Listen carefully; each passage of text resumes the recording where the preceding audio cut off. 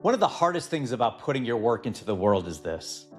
Someone could look at something you built with care and say, this is not for me.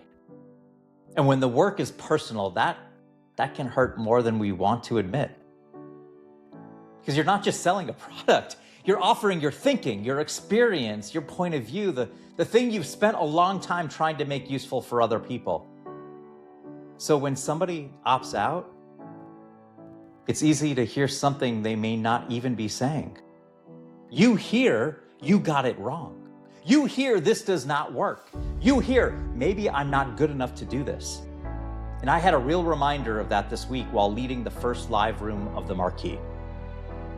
And I want to talk about what I'm learning from it, because I think this matters for anyone building something that asks people to be seen. I came into this room with a ton of care. I had been building the curriculum, thinking about the experience, learning about the people in the room, listening to what they were saying, adjusting where I needed to adjust. I did not want this to feel like a group program where you show up, get a formula, and disappear. I wanted each and every person to be seen and to feel seen. I wanted them to have room to say the thing they had not been able to say clearly. I wanted them to find the thing in their own story that they might have been treating as ordinary. That is what I gave the room. And one person decided it was not for her. She was kind. She said nice things. No big blow up. No villain. No dramatic ending. That would have been fun if I gave you that story, right? It simply was not the right fit. And that can be true. And it's important that I let it be true without turning it into something bigger than it is. Here's the mistake I think a lot of us make.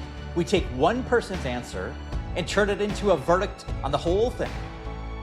We replay every word. We search for the one move we should have made. We let one person's no get louder than all of the people who are raising their hands, doing the work, and telling us they feel something changing. Now, that does not mean we ignore feedback. Not interested in pretending every choice I make is perfect. Definitely not. There's always something to learn. There's always a better question to ask. There's always a way to become a stronger leader, teacher, or builder. But learning is different from collapsing.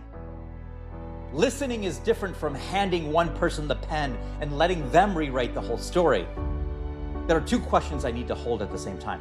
The first question is this: did I do the work with care, with all myself? Did I prepare? Did I listen?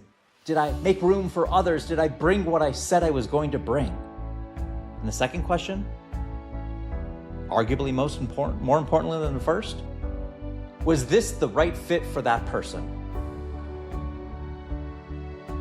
Not the same question, right? We use the phrase "not the right fit" all of the time. Sometimes we use it because we're trying to be nice. But sometimes it's the most honest thing in the room. It's true. Not every teacher is for every student. Not every room is for every person. Not every client is for every business. That is not failure. That is fit. In fact, if your work is clear enough to matter, some people will decide it's not for them. That is part of having a point of view. If you try to make your work right for every person, you may sand down the exact thing that makes it useful for the people who need it most. The Marquee is not built to hand people a generic formula and tell them to make it fit. It's built to help people look at their story, their belief, their lived experience, and the thing they see that other people miss. That kind of work asks for something from a person. It asks them to be honest. It asks them to look at themselves. It asks them to stop hiding behind the label they've been using. That will not be right for everybody.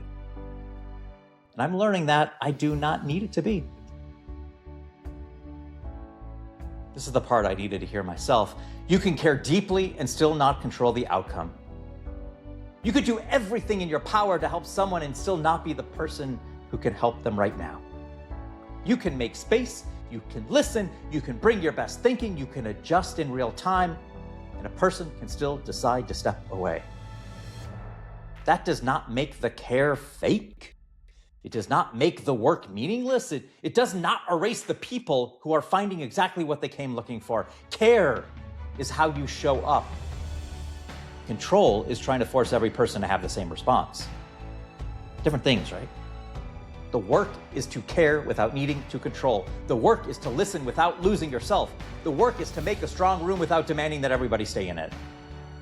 And that is harder than it sounds. But I think it's one of the requirements of building something real.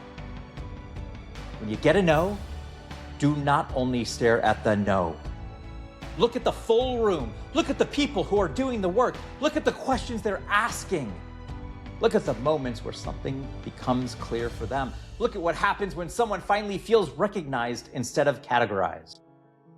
That is evidence too. We are often trained to stare at the loudest problem. Sometimes that's useful. Sometimes it helps us fix something. But sometimes it makes us forget what's working. I do not want to build the marquee from fear. I do not want to make it smaller because one person did not feel at home in it. I want to keep learning. I want to keep making the experience better. I want to keep hearing what the room is telling me. And I want to keep building for the people who are ready to do this kind of work. That is the difference. Not dismissing a person's answer. I'm putting it in the right place. So here's the practice I'm going to keep using. When somebody says no, I'm going to separate what is true from what fear wants to add. What is true might be simple. The person did not feel this was the right fit. That may be true. Fear wants to add a whole lot more. Nobody will want this. I should change everything. Maybe the people who liked it were just being nice. That's not feedback. That is fear trying to write the ending before the story has had time to unfold. So I want to ask you two questions when you hear no. First, what can I learn from this? Maybe there's a real detail you can improve. Take it seriously. Second, what am I making this mean about me? What am I making this mean about me or the whole thing? That second question can save you from burning down good work because one person did not want to live in it. You can learn without abandoning yourself. You can be disappointed without deciding you're defeated. You can let someone go with respect and keep moving with confidence.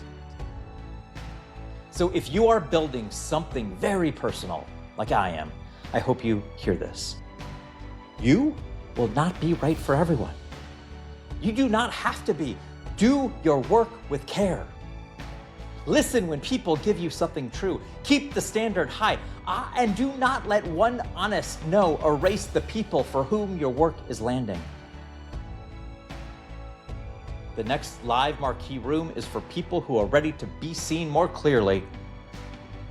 And if that sounds like you, please go to my waitlist at marquee.bradholzman.com. The link's going to be below. I'm going to keep building. I'm going to keep learning. And I'm going to keep making the room stronger for the people it's meant to serve. That is the work. Don't be the best. Be the only. Be the $2 bill.